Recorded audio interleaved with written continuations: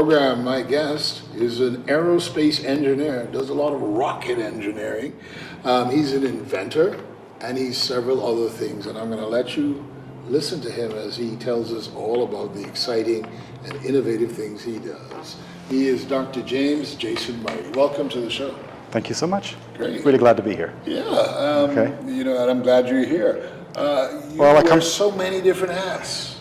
I'm busy. I know. When do you have time for anything? I think the more occupied I am, the more productive I am. Okay. And so I just like to keep that level of tense creativity and curiosity. How do you triage your list of accomplishments or your professions, if I should say? What do you consider yourself first and foremost? I've always been an innovator. I've always been a creator. And I think that manifests itself in the different jobs as different things. Right. And you've worked on several different parts of the globe. You're currently based in California. Based in Los Angeles, okay, just north. Okay, that's where my current big company resides, called Offworld. Right. Okay, we're doing artificially intelligent robotics. Ah. Okay, but we had a division in Luxembourg. We have a division in Johannesburg, and also a division in Perth. And a couple of weeks ago, I was in Australia, in Perth, pitching a contract to a new company. We're going to come back to all of that, but let's go to the beginning. When Okay. did you first... The beginning. That's a long time ago. Okay. Right. When did you first realize that you had this talent and gift for science, and what first got you interested in it? It was the curiosity. I think I've always had that curiosity, that desire to take things apart, understand how they worked, rebuild them, hopefully rebuild them so that they worked again when you put them back together. But it's just trying to understand and make things better. And what's your earliest memory of trying to do things like that? How old were you about? Oh, okay. That's apocryphal. That's even anecdotal. My mother is a testament to that. The words when your first words close to "I see the moon," stuff like that. Because I'm a child of Apollo. Okay, I'll confess my age. I was born in '72. Okay. That was the last year of the moon landings. And I think that was very apparent, to the psyche of everybody. So, my father would take me out, point up at the moon, and say, "I see the moon." So, okay, I was able to repeat that from a very early age. But I love these things with wings, the aircraft, the mechanics, the marvelousness of them. And indeed, you're a pilot as well. Yes. Mm-hmm. Yeah, I learned to fly in the Bahamas at 18 years old. You're born here. You're Bahamian, aren't you? Born and bred. Right. Which leaves room for a lot more born and bred and bled for other young Bahamians. I hope so. And even though I am away, my heart is very much in the Bahamas. And I come back as often as I can. And quite recently, I know there's a lot of new opportunities catalyzed by the SpaceX initiative, for example. But even before then, when I came back, I would visit all my friends from high school. We most certainly keep up to date with each other, but even drop by a couple of schools, give a little presentation or a talk, say, I'm working on this rocket ship, or here's something that is really exciting about robotics, and you just answer questions. Well, let's get into robotics. And you said AI robotics, and everyone, I guess, someone pointed out the other day that whenever there's something new developing, people have this ridiculous fear of it, the unknown. Yes. But then 20 years later, it's like just part of your everyday life. That's true, and we're in a transition, I think, into from the internet age, where we had access to the sum total of human knowledge at our fingertips, literally, when it would take weeks or months or years to gather that type of knowledge. Now we've got tools, assistants, almost like a personal assistant, that's able to distill or to filter or to search for that information for you. Okay. Yeah, because AI is very active now. We're seeing it all. Yeah, and we tend to use the term AI for everything. I think it's the new hype, and I'm sorry to be half positive, half negative about that, because there are cycles there. But we're going to figure out how best to use it. I think we still haven't figured that out yet. I think they had a global summit recently. I think it was late last year, and they were trying to, or maybe even early this year, where they were trying in Europe, where they were trying to figure out whether or how much should they regulate what's going on in the industry? Yes. What are your thoughts about it? There are two schools of thought and approaches, and I'd say one is more of a European, more of a conservative approach, and the other one is a more of, shoot first, ask questions later type of approach, which is more of a frontiersman, like a US entrepreneurial approach. And I think they end up in the same point. It just depends on, how many dead bodies you get along the way, to get to that point. There is a tendency to protect yourself and to regulate the unknown, and I think there is certain advantages to that because there's less pain, there's less consequences, there's less mistakes as a result of that. Whereas the other one is to try out everything and see what works with the least amount of regulation possible. To then, by consequence, things will filter out, and you'll eventually get to a point where you do have to have the regulations, but then you know what to regulate because you know what works and what doesn't work. So you have to explore, right? What you see right now, what's the worst scenario with AI right now? Machines coming to enslave us and to take over the world is far-fetched and very much science fiction. Okay. I've worked with what we call AI. I've seen how remarkable it can be, but I see how easy it is to be fooled as well. We were always told, and this is before AI became a thing, when you're working with computers or you're working with anything that processes information, if you put garbage into it, you get garbage out. Okay. So that's where regulation comes in. That's where the regulation comes in, but that's where the cautiousness as well. I think we as humans, we're quite creative in spoofing AI. And so I think AI should be more afraid of us. This is why the self-driving cars are still not entirely reliable, because things are not entirely predictable out there in the real world. Okay, if things were very predictable, then we would have very reliable systems, because what these AI systems are, they are basically just expert engines. They take information, they see the patterns, and then they give you a result based on those patterns. And anything that falls outside the pattern can be dangerous to them. Now, some people believe that within the next 2 years, they say that the way we work, probably take a little longer for it to happen in the Bahamas, but in the bigger countries, the way we work and the kind of jobs we have will be completely different because of AI. There is, I'll give an example, and this is an example that goes back to the late 70s, early 80s, when there was the advent of home computers or microcomputers.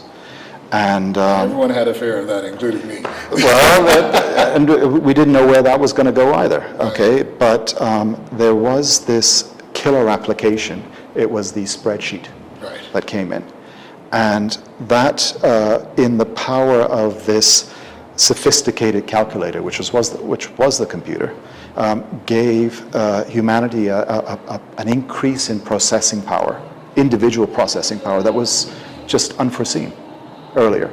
And that created a whole host of new industries, a whole host of new types of jobs.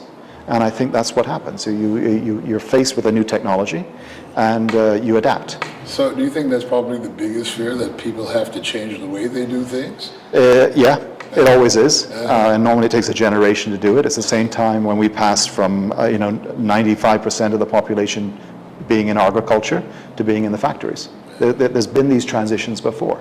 Okay, this is nothing new to our species.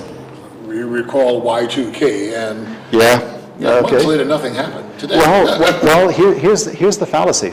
Nothing happened in the Y2K. This is the switch over in the year 2000, because people prepared for it. Okay, you can imagine it from that perspective. Good. Okay, great. So there is still that, and I shouldn't say surety, but sort of desire to ensure that things, there's some checks in place. There's a degree of confidence, okay, but there's also a degree of wariness, and I think that's healthy. All right, and I think I'll repeat, we're still figuring out how best to use it. So you're AI robotics firm. What actually goes on? What do you do? Interesting thing. So I'd say 99% of the AI And I'll use the term AI. These are expert engines. Okay, they process data, they recognize patterns, they give outputs that seem to be intelligent, seem to be very well reasoned, but they're still machines. But 99% of all of this technology, of all of the artificial intelligence that we're dealing with right now, processes data. Okay, so there is a data set, whatever it be, a picture, I don't know, the sum total of the weather that happened all over the planet, and it looks for patterns and it processes that, and you get insights that you would not have had normally. So it's where the human intuition, where those neurons kind of reveal things to you. Well, you're using the machine to reveal those things to you faster, to recognize those patterns. So that's where 99% of the work is currently done. What my company is in artificially intelligent industrial robotics.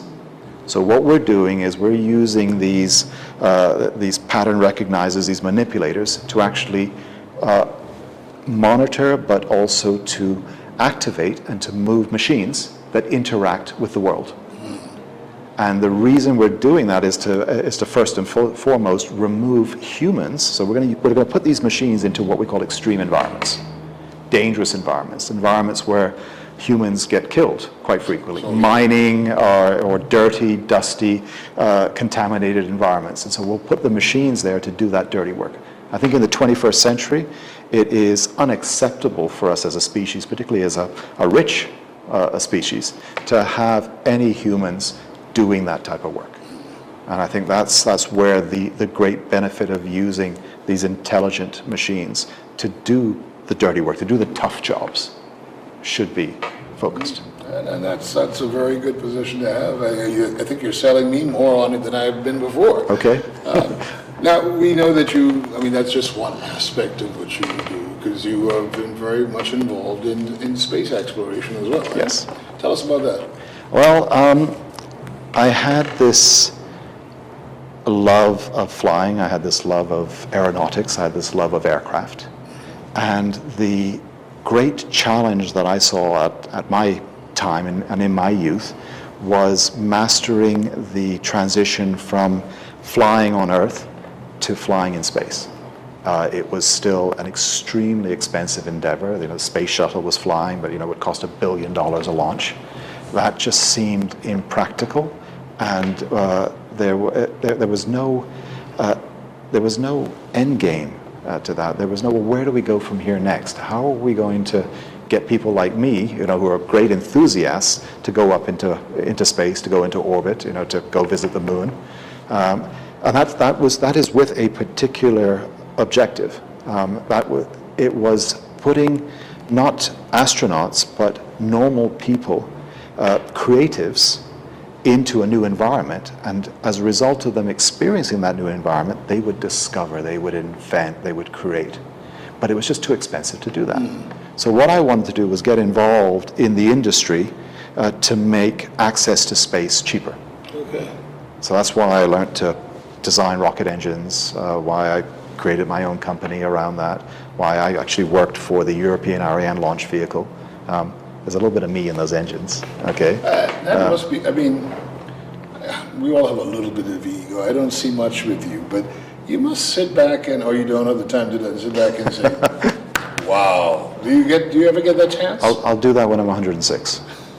Okay, I got miles to go before I finish this journey. I hear that. Okay. There's some people who say, even though we can see if we really look back, the importance of space exploration, half the things that we do now, the internet, all of these things, these satellites. Yes.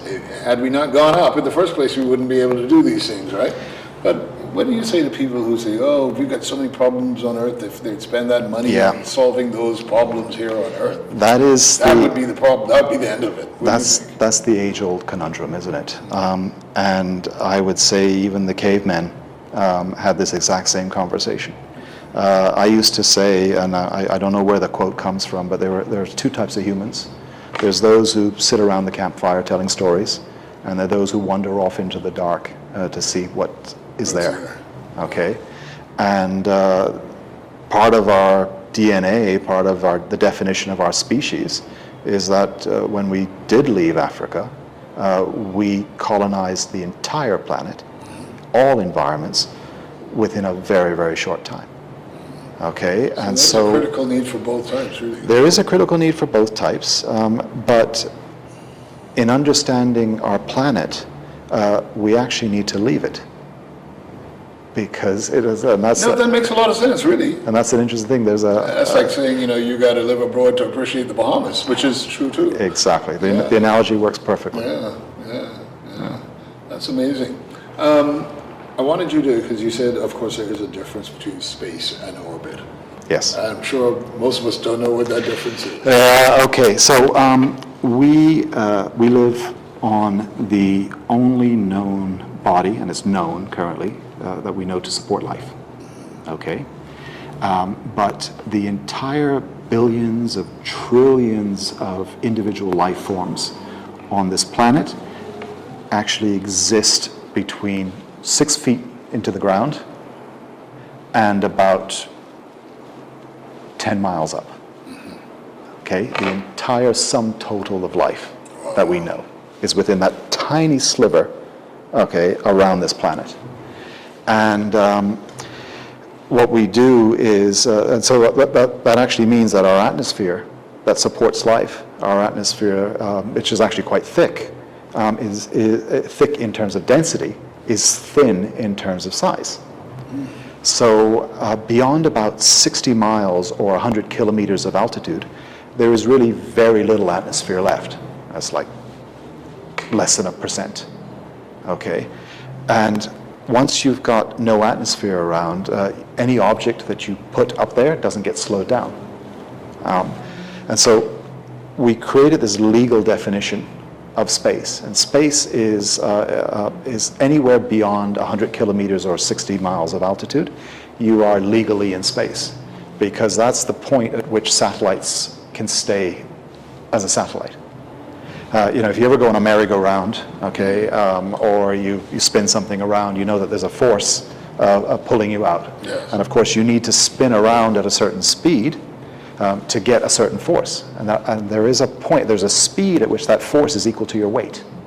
Okay? So you're counteracting gravity perfectly. Okay? Just, in basic terms. That is what orbit is. So orbit is a place above the atmosphere, okay, where there's very little atmosphere to slow you down, to dissipate your energy, but it's more importantly a speed. And it's a speed which counteracts the effect of gravity tending to pull you in to keep you there. And that is 5 miles a second going around the Earth, 8 kilometers a second, and above 100 kilometers altitude. And that's the issue now, too, this whole thing about gravity, right? That keeps us grounded, if you will. Very good. But we've heard about the negative impacts being in space, astronauts who spend time in space. Yes. What it does to the human body. Yes. Causes a lot of aging, bone. Aging, well, a lot of changes, and I think that's the word, because now, very interesting, we evolved on this planet.